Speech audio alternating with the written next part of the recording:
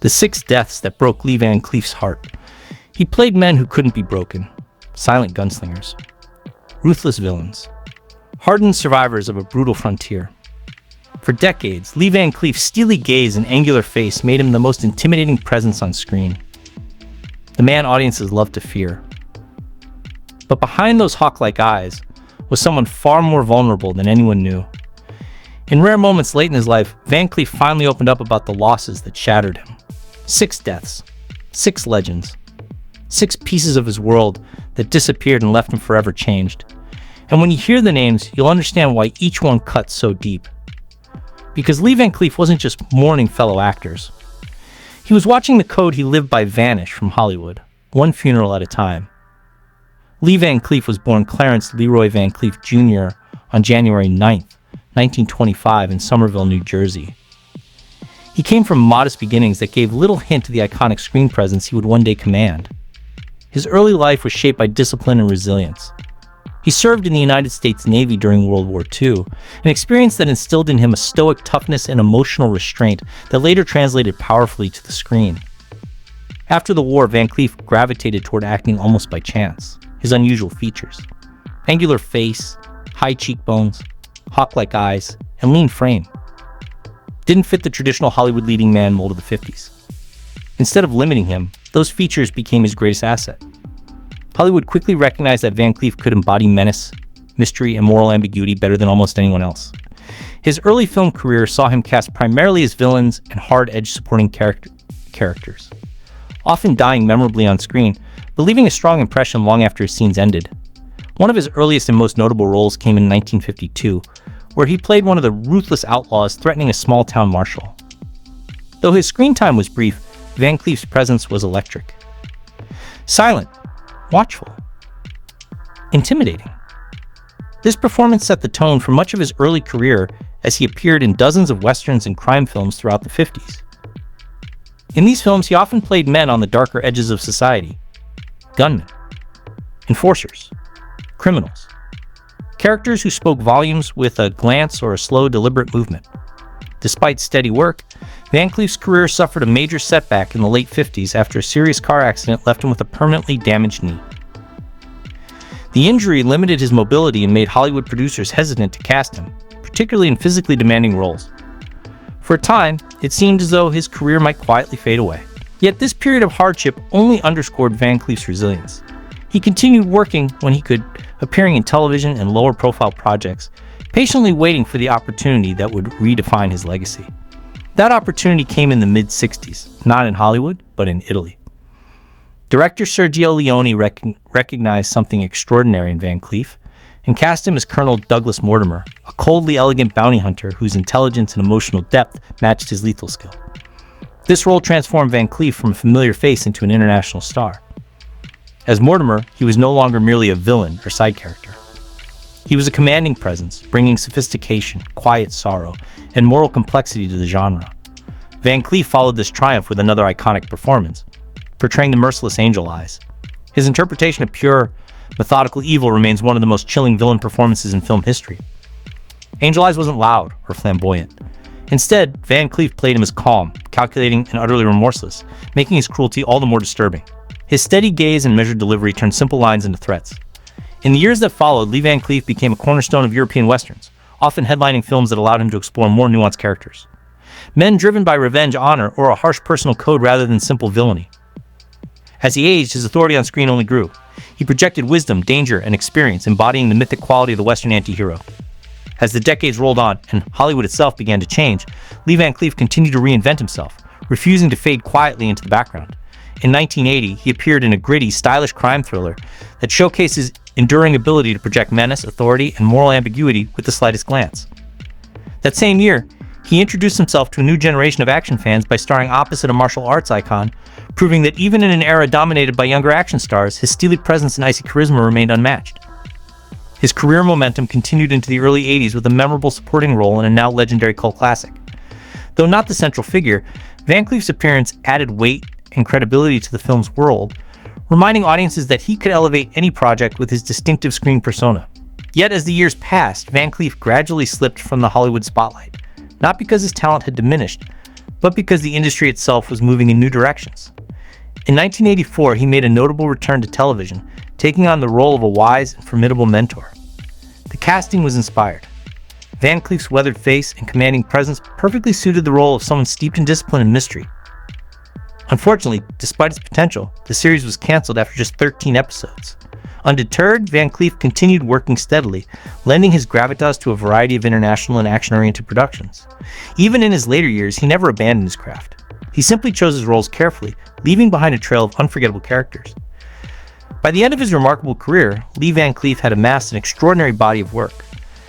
90 feature film roles and 109 television appearances across a span of nearly 4 decades. But Van Cleef's life off the screen was marked by the same mixture of toughness, tenderness, and quiet endurance that made him such a compelling presence on film.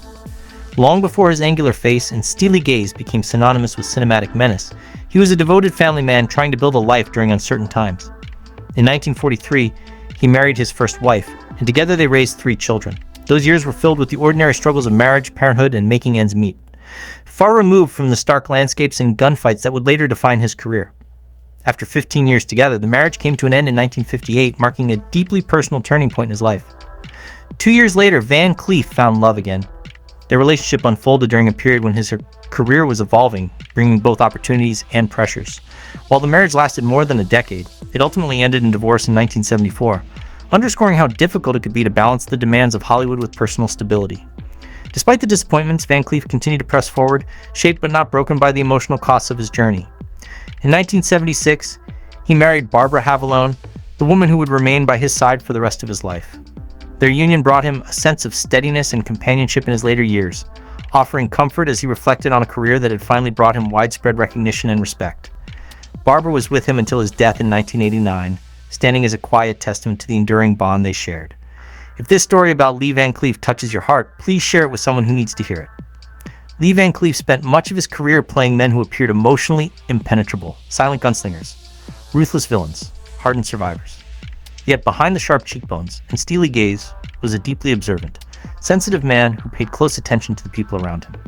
In rare moments of reflection late in his life, Van Cleef spoke openly about the losses that shaped him, naming 6 celebrity deaths that struck him with unexpected force and left lasting emotional marks. The first was Gary Cooper. Gary Cooper was one of the first men who made me believe you didn't have to shout to command a screen, Van Cleef once said. Cooper's death in 1961 deeply affected him, not just as a fan, but as an actor learning restraint in an industry that often rewarded excess. Van Cleef admired Cooper's quiet authority, his ability to convey moral weight with minimal dialogue. When Gary died, it felt like Hollywood lost its backbone. He reflected. He represented an older code. Dignity, simplicity, honor. I tried to carry a little of that with me in every role afterward. Robert Ryan's death in 1973 was especially painful for Van Cleef because it struck close to home. Bob understood darkness, he said, not the cartoon kind, the real kind that lives inside people. Ryan, like Van Cleef, often played conflicted or morally ambiguous characters. Van Cleef felt a kinship with him both professionally and personally. When he passed, I realized how few actors were left who weren't afraid to look uncomfortable on screen. Bob didn't chase likability. He chased truth. Though their styles were vastly different, John Wayne's death in 1979 marked the end of an era for Van Cleef. You didn't have to like Duke to feel his absence, he said. When John Wayne died, the Western truly changed forever. Van Cleef saw Wayne as a towering symbol of classic American cinema.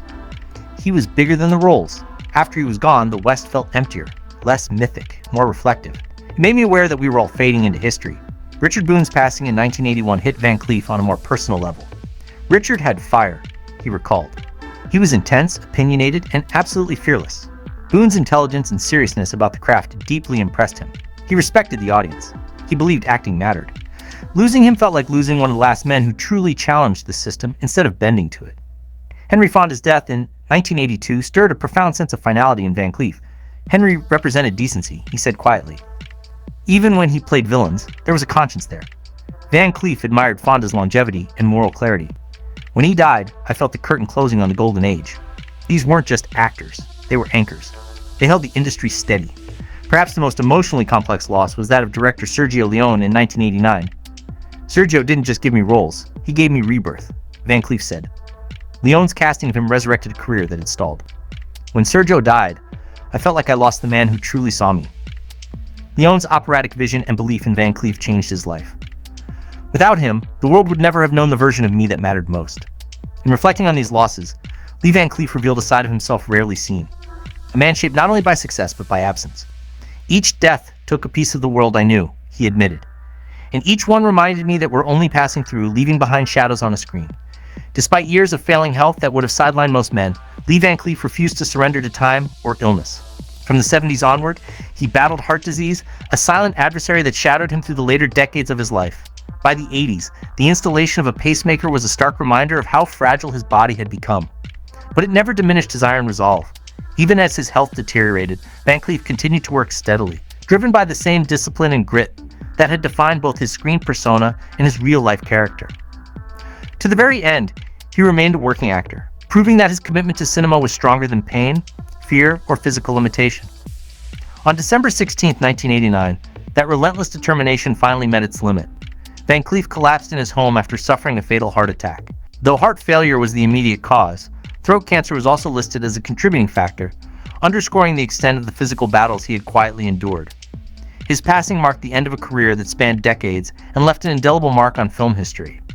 In death as in life, Lee Van Cleef's legacy was defined with unmistakable clarity. He was laid to rest at Forest Lawn Memorial Park Cemetery in the Hollywood Hills, a place reserved for screen legends whose work helped shape the mythology of American cinema. Etched into his grave marker are the words "best of the bad," a fitting epitaph that perfectly captures his enduring image. It is a tribute not only to his iconic portrayals of villains, anti-heroes, and morally complex figures, but also to the mastery with which he brought depth, intelligence, and charisma to characters who could have easily been one-dimensional. That inscription stands as a final salute to an actor who made audiences love to fear him and fear to forget him. If the news about this celebrity moved you, hit that like button and subscribe for more untold stories about Hollywood's greatest legends. Share this with someone who needs to understand that even the toughest men carry grief. Because Lee Van Cleef's confession about the 6 deaths that broke his heart reveals something profound. That behind every steely gaze is a human being. That every villain on screen was once just an actor watching his heroes disappear. And that the losses we carry shape us just as much as the roles we play. Lee Van Cleef may have played the bad guy more often than not, but he did so with such authority and style that he became one of the most respected and celebrated figures in genre cinema. Even decades after his death, his presence still looms large, proving that legends don't fade, they endure.